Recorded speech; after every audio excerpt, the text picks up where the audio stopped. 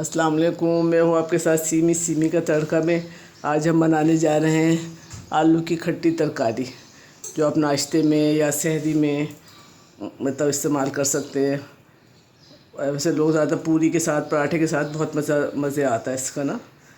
इसमें सबसे पहले मैंने आधा कप सरसों का तेल लिया। इससे मैंने गर्म हो गया, इसमें 10-12 कड़ी पत्ते डाल दिए और साथ ही 1 टीस्पून ज़ीरा और थोड़ा सा ये हो जाए। फिर एक मैंने दरमियानी प्याज लेकर इसको बारीक काट लिया। अब इसको मैं थोड़ा सा पका लूँगी।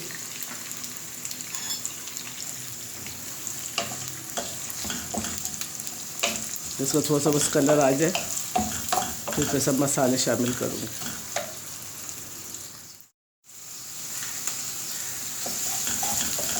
अभी थोड़ी सी प्याज ब्राउन हो गई हल्की सी, बस थोड़ा सा कलर आ गया।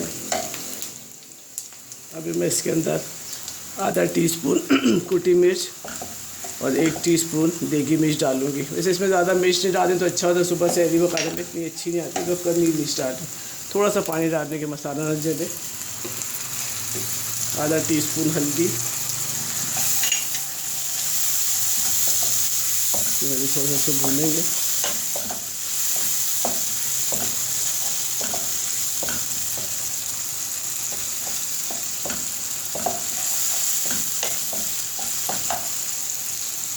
अब मैंने 1 किलो आलू लिए, उसको मैंने बारीक क्यूब में बारीक काट लिए। अब मैं इसको इसमें शामिल कर दूंगी।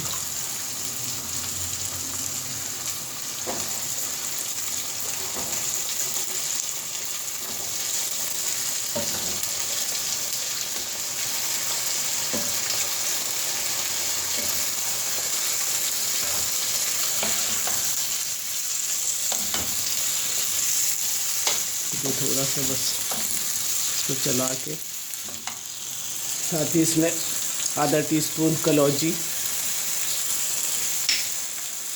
1/4 टीस्पून अजवाइन और 1 टीस्पून नमक या हल्दी ज़रूरत।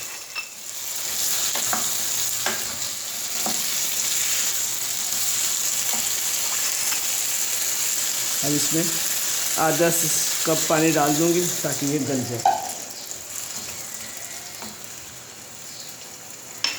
इसको तो आप रात को भी बना दें सहरी में, तो सुबह आपके लिए बहुत आसानी रहेगी। अब मैं इसको बंद कर दूंगी जब तक गलेगा। 5-7 मिनट में हल्की आंच पे रख दी मैंने इसको। अभी देखें तकरीबन 5-7 मिनट बाद आलू गल चुके हैं। इसको ज़रा थोड़ा सा मैश कर लें थोड़े। वैसे अगर ये बॉयल आलू से भी बनाएं तो उससे भी सही रहता है कि पहले आप इसे सब काट लें और फिर मसाला भून के फिर डालें, वो भी अच्छी बनती है। तो बस अब ये डाल के इसमें 1 टीस्पून चीनी भी डाल दें। बस ये थोड़ा सा भून जाए।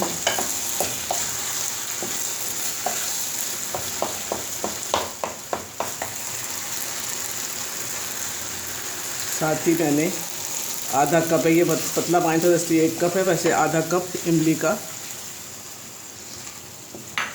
जूस डालते हैं, या पल्प उसका गाढ़ा हो तो आधा कप डालें और ज़रा पतला है तो फिर। अभी थोड़ी सी पकेगी, बस फिर मैं इसको बंद कर दूँगी। साथ ही इसमें 1 हरी मिर्च काट के, थोड़ा सा धनिया,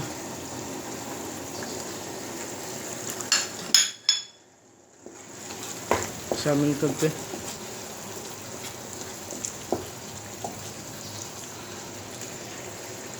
बस अब 1-8 मिनट के लिए इसको बंद करते हैं, फिर चूल्हा बंद करते हैं इसको। अब ये साथ ही मैंने पूरियाँ के लिए मैदा 2 कप लिया है। इसे मैं थोड़ा सा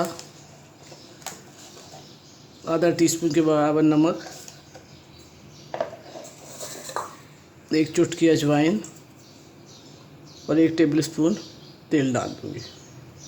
अभी थोड़ा सा इसको बस मिक्स करेंगे और फिर इसको सॉफ्ट सा बहुत ना सॉफ्ट हो ना बहुत ज़्यादा सख्त सख्त हो, वो हम डो उसका गूंद लेंगे, फिर इसकी पूरियाँ बनाएंगे।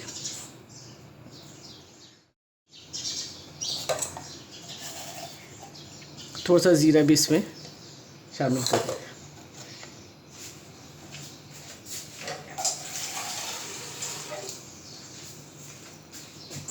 सब मैं इसका डो गूंद लूँगी।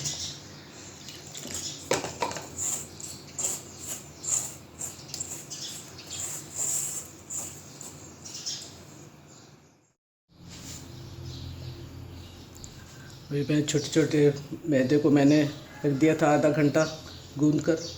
अब मैं इसके छोटे छोटे पेड़े बना लिए। अब मैं थोड़ा सा इसको प्लेटफॉर्म पे इसको तेल डाल के, खुश्की नहीं लगाएं, इसको थोड़ा सा तेल डालें और फिर इसको बेलें। इससे भी ये होता है तेल गंदा नहीं होता जब हम वो फ्राई करते हैं तो, वरना तेल बहुत ज़्यादा खुश्की की वजह से बहुत वो हो जाता है गंदा।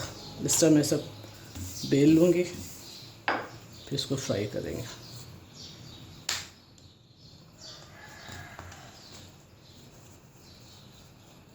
खूब तेज़ आंच पे पकाए तो फिर अच्छी फूलती हैं, वरना कई दफ़ा फिर फूलती नहीं है।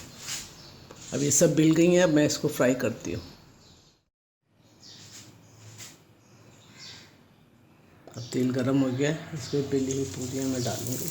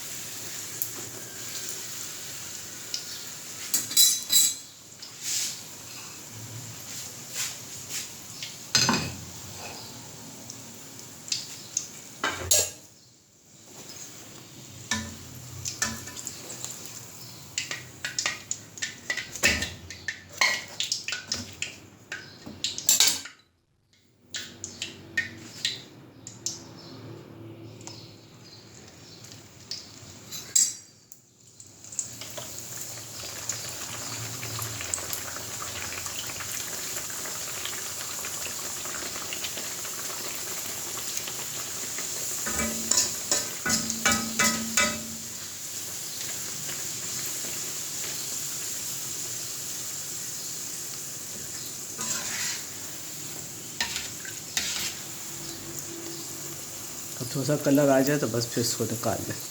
इसे हम बारी बारी सब फ्राई कर लूँगी।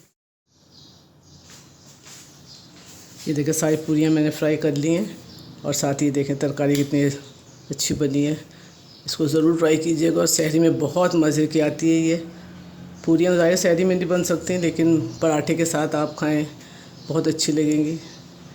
कोई अगर आपने सवाल इसके मुताबिक पूछना है तो कमेंट बॉक्स में पूछ सकते हैं। दुआओं में याद रखें। अल्लाह हाफ़िज़। देखिए पूरियाँ भी तैयार हो गई है और आलू की सब्ज़ी भी तैयार हो गई है। इसको आप ज़रूर ट्राई कीजिएगा, और सहरी में तो बहुत ही अच्छी लगेगी आपको ये। और ज़्यादा मिर्च विर्च नहीं डालें, हल्की मिर्च हो तो बहुत अच्छी है। आप इसको ज़रूर ट्राई कीजिएगा। अपनी राय का इज़हार कमेंट बॉक्स में कर सकते हैं।